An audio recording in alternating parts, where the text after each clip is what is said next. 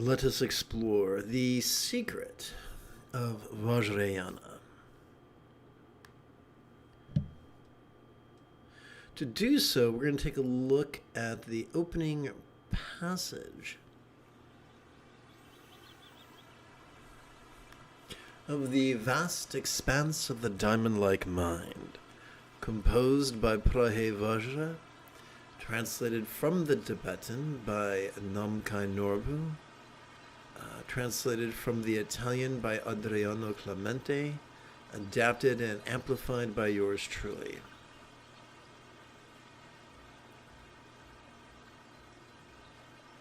Please chant with me. I pay homage to the Bhagavan, octave of enlightenment, glorious diamond, strong mind, Vajrasattva. So, for this to make even more sense, we have to explore the dichotomy of patriarchies, religious patriarchy versus spiritual matriarchy.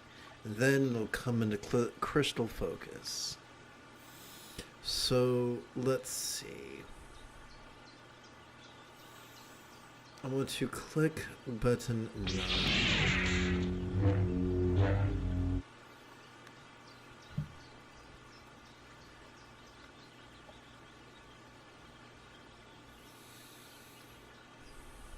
Okay, here we go. Sturgeon's law reminds us that 90% of everything sucks. Since the Neolithic Revolution, the majority of cultures have trained the majority of people to be rigid, fearful, superstitious, controlling, elitist, cryptic, competitive, and cruel. However, there has always been a minority who rebelled and instead chose to be flexible, loving, rational, laid-back, egalitarian, lucid, cooperative, and kind. Think of these great luminaries as people like Lao Tzu or Gautama or the Christ. So when people are rigid, they cannot perceive metaphors. They only perceive wackadoodle teachings. And to illustrate that, I'd like to share the following comparison. Let's explore 3 different statements, each conveying the same thing. First, a literal statement. John, in fact, and to do that, I'd like to go back to a different text. So, let's go over to, I'm going to tap button 5. Okay.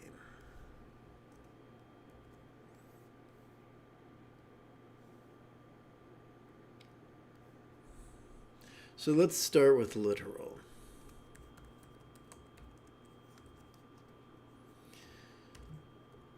John is tenacious.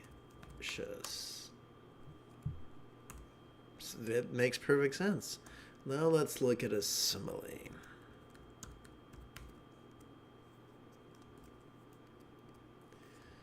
John is as tenacious as a dog with a bone. So this is a simile. We're comparing one thing to another in order to make a point. So we're saying John is tenacious, and John is modified by the word tenacious, and we are elaborating what tenacious means with an example as a dog with a bone. You know something is a simile where it has words like as or like and the kind. Now let's turn our attention to a metaphor.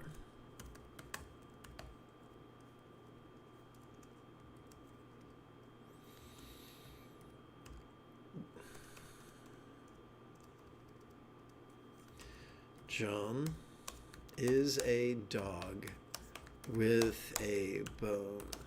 Now, in this context, this makes perfect sense. So the metaphor is just a contraction of the simile. Now, someone who is rigid-minded, someone who is literal-minded would look at this and say, John is a dog with a bone? John prances about on all fours and eagerly sniffs the asses of strangers? Well, I hope not, for such things are frowned upon by polite society. Now, you and I would look at this statement and conclude that if someone takes this literally, then they're a wackadoodle. And yet, there are many, many, many people, the majority of people who are, well, and to do this, I'm going to go back over here.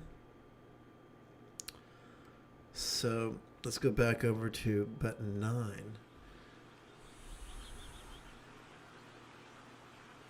The majority of people who've been indoctrinated to be rigid and superstitious and fearful and controlling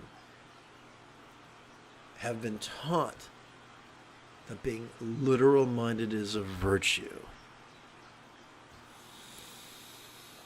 And so when these people are exposed to the metaphors of Vajrayana, they take them literally. And they believe in gods and goddesses and demons and rituals and stuff like that, even though the Buddha taught against such things. So now that we have a background, let us look at something quite specific. I'm going to tap button 14.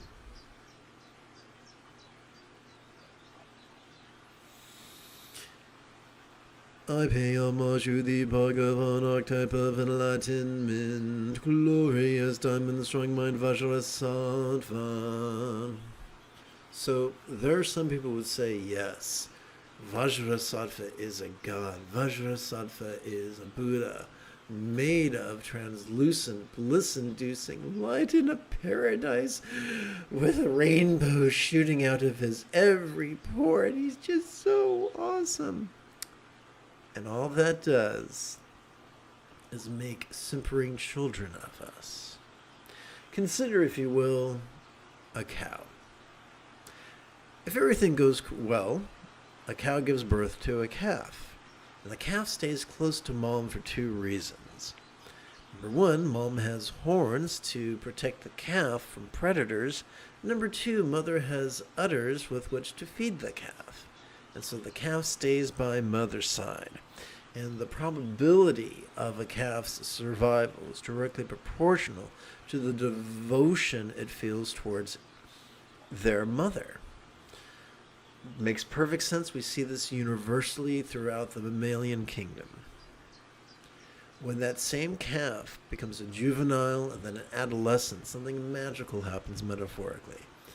Something amazing happens. They hit puberty and they have a radical change in body chemistry. They are no longer capable of ingesting milk. They are full-sized. They can eat grass. They have their own horns with which to protect themselves.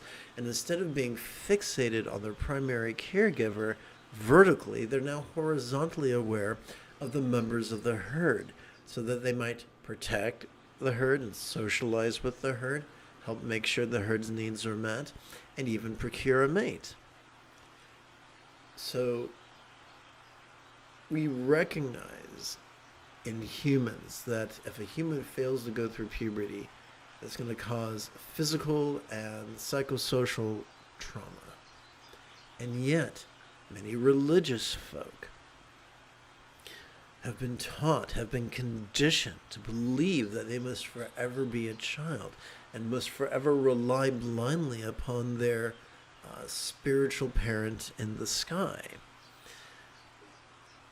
That is explored ironically enough in the 13th chapter of 1 Corinthians, where the author writes, "I've put away childish things," and then lauds not devotion, not vertical devotion, but horizontal love.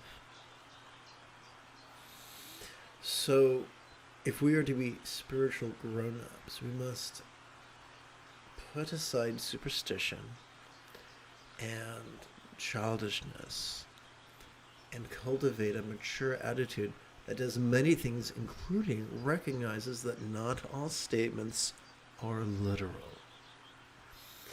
You might ask, well, because metaphors can be so misunderstood by the simple-minded. Why do we use them? And the answer is we're wired to. We evolved to think symbolically. Way back when humanity lived in the sea, there are many biologists who believe that at one time we were just evolved to consume and pursue and flee and defecate and consume resources. That was it. And then eventually, so we began with just having instincts and perceptions. And then eventually we began recalling past perceptions and anticipating future perceptions. And that shift became the armature upon which the sculptor's modeling clay of evolution was applied. So all complex life forms on this planet have evolved to think symbolically. Therefore, it should come as little surprise that upon every populated continent, in every culture, and in every language, yes, we see literal statements, but we also see a plethora of figurative statements, not to mention idioms. So this is a universal phenomenon. So what do we mean here by a Bhagavan? What do we mean by a god or a goddess, regardless of what language you're using? If you wanted to use Hindu, you might say, or Sanskrit, you might say Deva or Devi. If you wanted to use Tibetan, you might say Yadam. Let's say the idea is the same. What can we reverse the metaphor into a simile so it makes more sense? And the answer is yes. Yes, we can. The idea of divinity is simply that was actually a metaphor built upon the literary work of the great South Indian Buddhist philosopher Nagarjuna, who taught that there are two truths, the conventional and the ultimate, and one is not better than the other. As we will see later on in this lesson, as we breathe in, we're wired to notice. That's conventional reality. As we exhale, we are wired to physically relax and mentally release. That's ultimate reality. A fool will choose one or the other. The wise embrace both. For just as we've never seen a one-winged bird take to the sky, similarly, we need both inhalation and exhalation to physically live, and we need both mindfulness and meditation to master the spiritual path. Bearing that in mind, any Bhagavan, any Buddhist deity, is a metaphor for the following. That one's energy, to remind us that each person's energy is dynamic, yet non-graspable. To remind us that each person's body is sensual, especially after junior high. Each person's body is sensual, yet non-graspable. That each mind can be lucid, can perceive sights, sounds, sensations, flavors, scents, and the like, including emotions, intentions, thoughts, memories, and imaginings. That each mind is clear, yet non-graspable. That each person's experience of the interpersonal can be resounding, both literally and figuratively, yet non-graspable. That each person's experience is appearing, can be seen, yet non-graspable. These are not true, so quote-unquote truths to be memorized or believed or explained. This is self-apparent. Every time we breathe in, we can notice things. Every time we relax into our exhalation, those things that we noticed during the previous inhalation feel less tangible. It's just that simple. And the image, the painting or sculpture of a Buddha or a Bodhisattva or Dharma protector, at best, is simply a reminder that each of us is capable of not only practicing that, but mastering it in a very short period of time. We continue. Let's start from the top. I pay homage to the Bhagavan, octave of enlightenment, glorious diamond, strong mind, Vajrayana. So,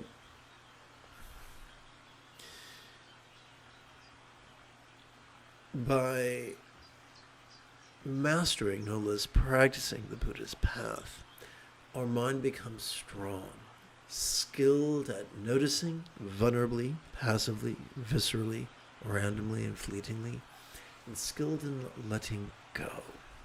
Because of that, we quickly master the remaining 6 folds of the Buddha's 8-fold path. The fold of becoming viscerally acquainted with impermanence, the 4 folds of intentional kindness, communication kindness, behavioral kindness, and commercial kindness. Not being competitive and cruel, but being cooperative and kind. So the 6th bit is that in a very short period of time, our practice of mindfulness and meditation can cause our experience of our choices, utterances, and deeds to flow from with the effortless effort of love's centered spontaneity, which should not be confused with the scattered spontaneity we can experience after our 4th consecutive espresso, but the centered spontaneity that flows as a direct fringe benefit of mindfulness and meditation. So what this really is an homage to is our enlightened potential, which could be sometimes known as the Taptakatakarva, or Buddha nature, or Buddha worm, and that's just a fun Iron Age way of describing 3 facets of our central nervous system that make possible meditation. We'll explore those in just a few minutes. So, as always, the moment you have a specific question about Buddhist chanting, Buddhist meditation, or Buddhist philosophy, please type your question in great detail in the chat window. What I'd like to do now is return to this morning's text. Well, I guess I skipped a portion, didn't I? Well, let's continue.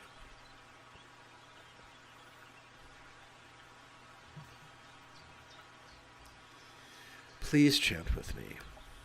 Whatever comes, may all beings let it come. Whatever stays, may all beings let it stay. Whatever goes, may all beings let it go. Welcome to the first quarter of this morning's mindful crease counting meditation. Let us begin by reviewing Bengali crease counting. Over the span of 12 inhalations, we can advance our right thumb in the following manner, beginning with our little finger. 1, 2, 3, 4, 5, 6, 7, 8, 9, 10, 11, 12. Multiply this by 8 and you've got 96 inhalations. We could keep track of those 8 sets upon our left hand. 1, 2, 3, 4, 5, 6, 7, 8 sets of 12 inhalations each. The question remains, how do we keep track of the first quarter? Simple. We could rest the great knuckle at the base of our right little finger upon the tip of our left little finger, palms up in our lap.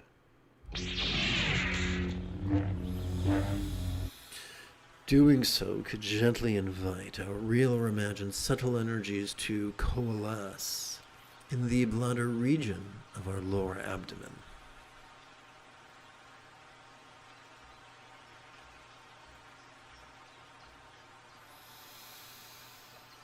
Now that we've reviewed Bengali crease counting, I would like very much to meditate with you after 30 seconds of housekeeping. This is Lama Jigme Gyatso of the Buddha Joy Meditation School. For more than 30 years, I've spent about 8 hours a day, almost every day, studying, practicing, mastering, and reverse engineering the teachings and techniques of each school of meditation so that you will not have to. Welcome, my friends, to Meditate Like a Jedi, which is made possible due to the generosity of viewers just like you.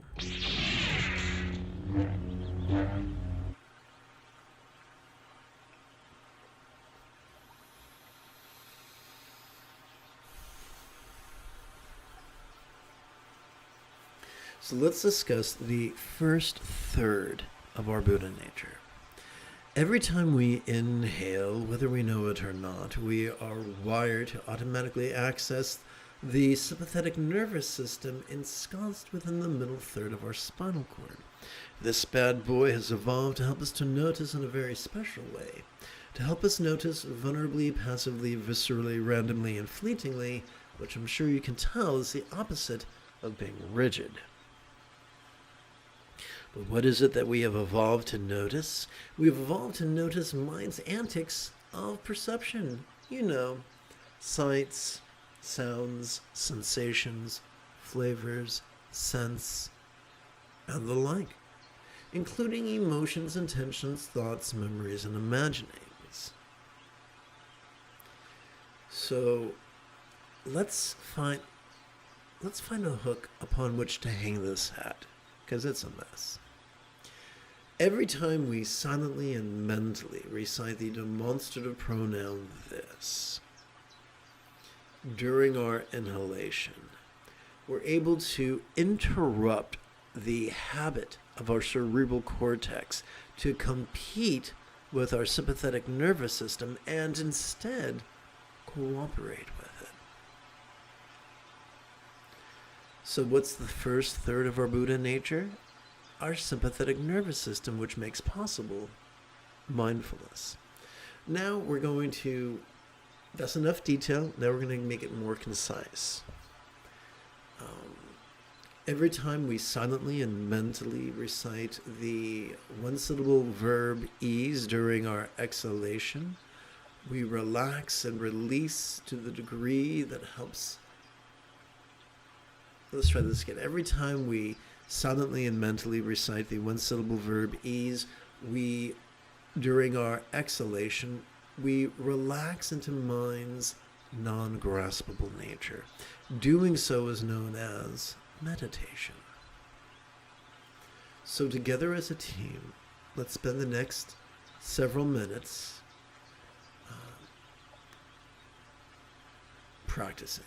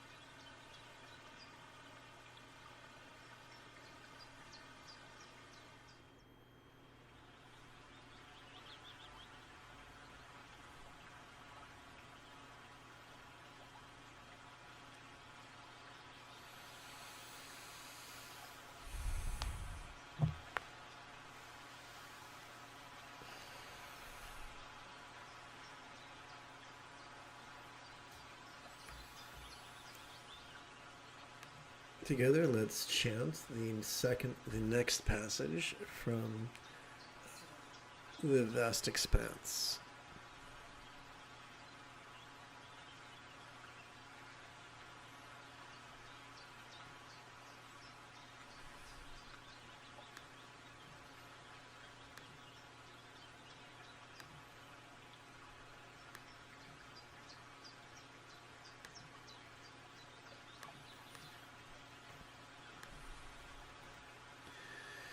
The vast expanse of a Vajrayana like mind is like the ever-good and immense ultimate dimension of phenomena.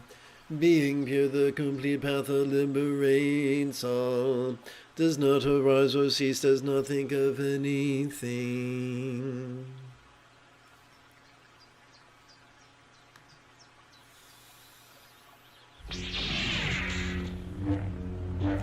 Welcome to the second quarter of this early morning's mindful crease counting meditation. To keep track of this second quarter, we could rest the great knuckle at the base of our right index finger, upon the tip of our left index finger, palms up in our lap.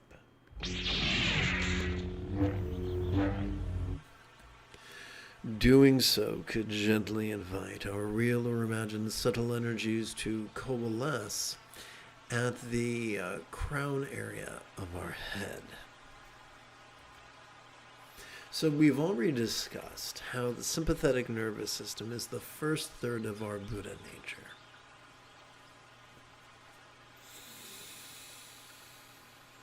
Quick review: when we silently and mentally recite the demonstrative pronoun this during our inhalation, our sympathetic nervous system helps us to vulnerably, passively, viscerally, randomly, and fleetingly notice mind's antics.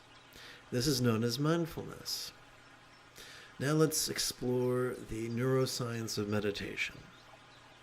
Every time we exhale, whether we know it or not, we automatically access the parasympathetic nervous system divided between the lower third and the upper third of our spinal cord.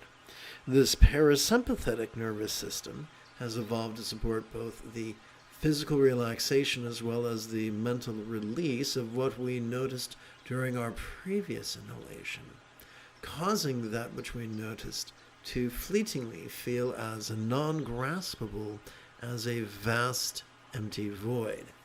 Now, any good English teacher could remind us that a simile is only as useful as it is relatable.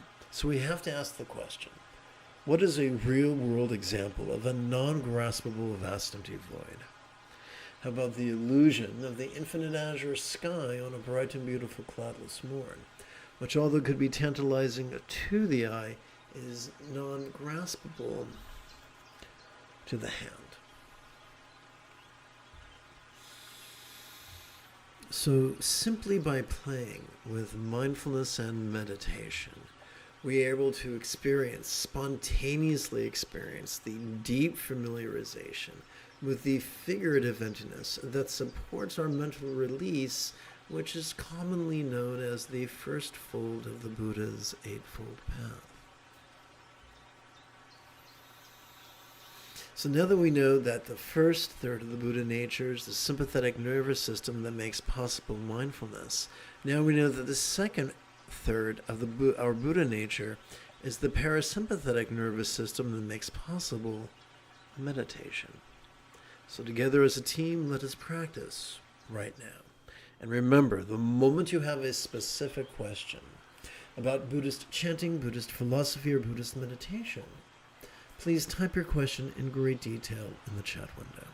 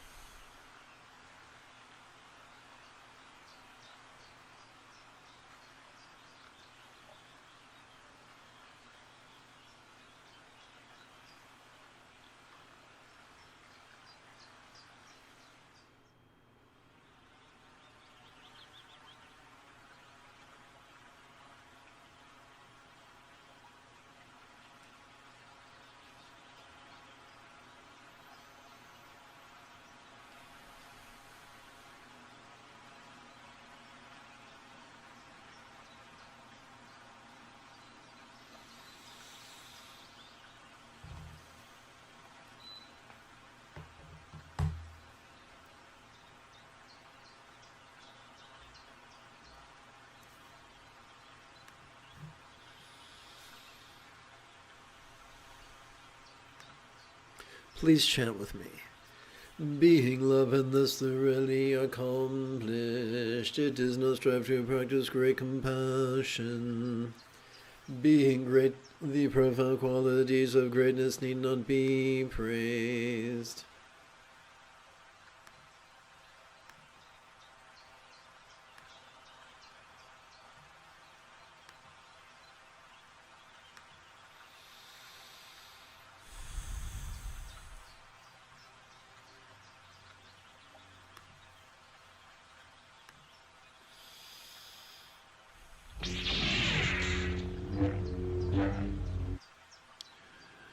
Welcome to the third quarter of this early morning's mindful crease counting meditation. To keep track of this third quarter, we could rest the great knuckle at the base of our right ring finger, upon the tip of our left ring finger, palms up in our lap. Doing so could gently invite the real or imagined subtle energies to coalesce in the navel region of our mid-abdomen. So we're going to begin with a spot of review.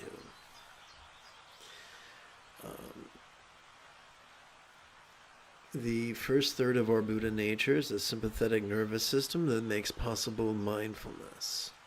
Every time we silently and mentally recite the demonstrative pronoun this, during our inhalation, we are wired to notice mind's antics.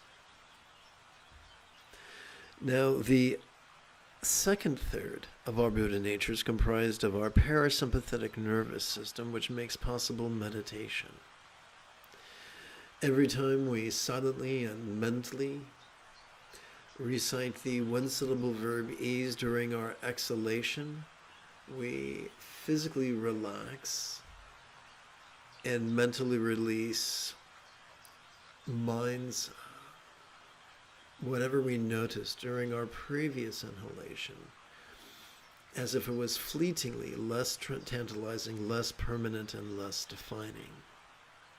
And of course, allow me to remind you that the simple practice of mindfulness and meditation helps us to experience the right view of literal impermanence that supports our release, also known as the first fold of the Buddha's Eightfold Path. But now let's get to that which is really, really important. The third and final portion of our Buddha nature. That's our anterior cingulate gyrus. Every time we play with mindfulness and meditation, not only do we calm first the intensity of our anxiety and aggression, and second the dominance which they exert over our choices, utterances, and deeds, but third of all, we stimulate our anterior cingulate gyrus. This thing here that kind of looks like the letter C. This thing functions as the hub of our mirror neurons, the seat of empathy, which functions as the root of compassion and love. This is why the late Tulku Thondep insisted that the highest love is the spontaneous and uncontrived fringe benefit of awareness and release. How important is it? Well, loving kindness comprises 50% of the Buddha's Eightfold Path, spanning kind intention, kind communication, kind conduct, and commerce that is as cooperative as it is kind. So yeah, it's pretty important. And so allow me to remind you, we probably have already figured out. Meditation doesn't give us a sympathetic nervous system or a parasympathetic nervous system or an anterior cingulate gyrus. They are already present. Playing with the demonstrative pronoun this during our inhalation interrupts the habit of our cerebral cortex to compete with our sympathetic nervous system and instead encourages cooperation. Silently and mentally reciting the one-syllable verb ease during our exhalation interrupts the pattern of competition between our cerebral cortex and our parasympathetic nervous system and encourages cooperation. The practice of these two stimulate our anterior cingulate gyrus, things that are already present. We're already wired to inhale. We're already wired to exhale by simply blending our intention with the through the use of monosyllabic words with our inhalation and exhalation. We're able to use these mechanisms that are already there with heightened efficiency, that we might practice the Buddha's Eightfold Path spontaneously, habitually, easily, and effectively. So I invite you now to join me for several minutes of practice, several minutes of mindfulness and meditation. And please, the instant you have a specific question about Buddhist chanting, Buddhist philosophy, or Buddhist meditation, please type your question in great detail in the chat window. Strike while the iron is hot.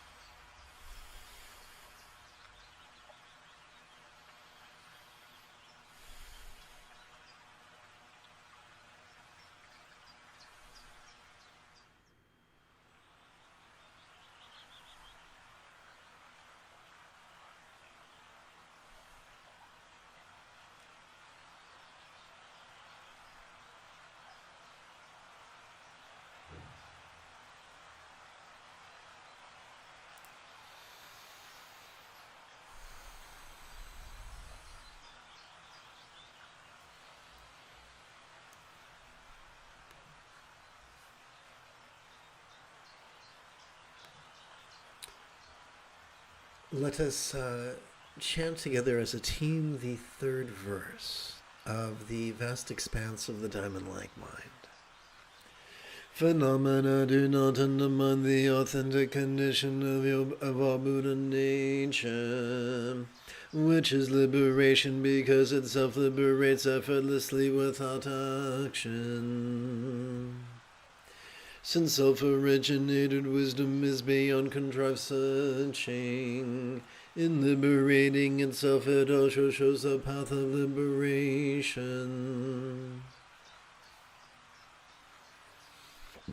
Excuse me.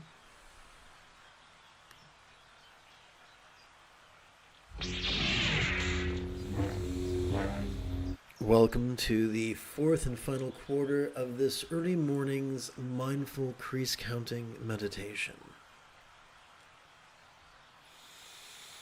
We could keep track of this fourth quarter by resting the great knuckle at the base of our right middle finger, upon the tip of our left middle finger, palms up in our lap.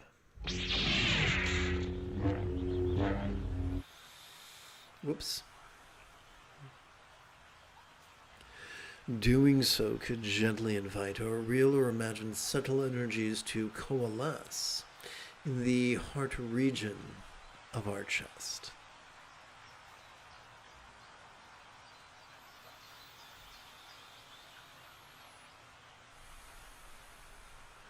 So let's look at something pretty interesting. Let's explore the transcendence of duality. As we silently and mentally recite the demonstrative pronoun this during our inhalation, yes, we could observe perception, emotion, intention, cognition, recollection, and imagination. Yes, we could perceive the external and the internal, the physical and the mental, the pleasurable and the painful, the interesting and the boring, the glorious and the grotesque. But more fundamentally, we notice that some things we desire and some things we dread. And on a more subtle level, we notice a subtle resistance to anything that, to the actual or potential absence of what we want. And an additional subtle resistance to the actual or potential presence of what we don't want. What are we to do with this duality? When we silently and mentally recite the one-syllable verb ease during our exhalation, we physically relax into the non-graspable nature of desire and dread and resistance. Now, does that mean we are to be some great cosmic doormat forever, having the universe drag its muddy boots across our face? I think not. You see, my friends, the more we practice, when we practice mindfulness and meditation every 12 hours or so, we will notice more and more that our choices and our utterances and our deeds begin to flow from the effortless effort of love's centered spontaneity, which should not be confused with the scattered spontaneity we can experience after our fourth consecutive espresso, but rather the centered spontaneity that flows from our practice of mindfulness and meditation and is described by some as the sixth fold of the Buddha's eightfold path. So together, as a team, let us play with mindfulness and meditation right now. And yes, remember, the moment you have a specific question about Buddhist chanting, Buddhist philosophy, or Buddhist meditation, please type your question in great detail in the chat window. Do not hesitate, for there is at least a 30-second to a 90-second lag between you typing it and me getting it over here. And if you wait too long, I won't get the opportunity to answer the question, which would be lame. Anyway, let's meditate.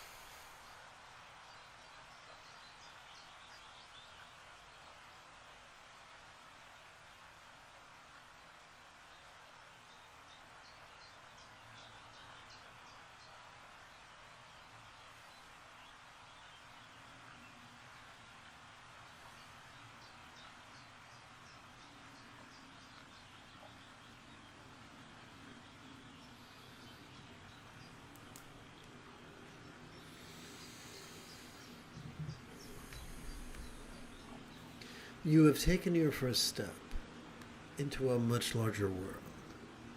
If you feel that I have earned it, you could give this live stream a thumbs up. You could even help support this channel.